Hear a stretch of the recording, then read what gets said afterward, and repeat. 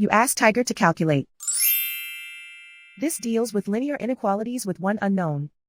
The final result is x smaller than 13 over 6 smaller than 21 over 6. Let's solve it step by step. Simplify the expression. Expand the parentheses.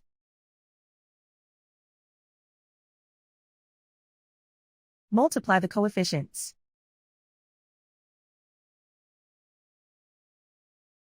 Simplify the arithmetic.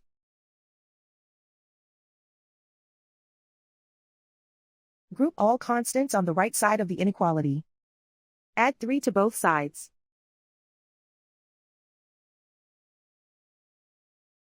Simplify the arithmetic.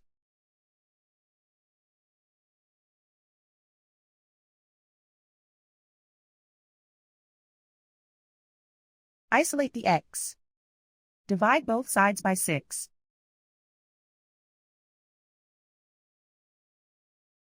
Simplify the fraction.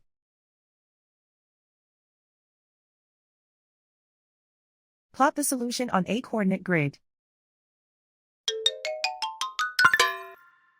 And so the final result is x smaller than 13 over 6 smaller than 21 over 6.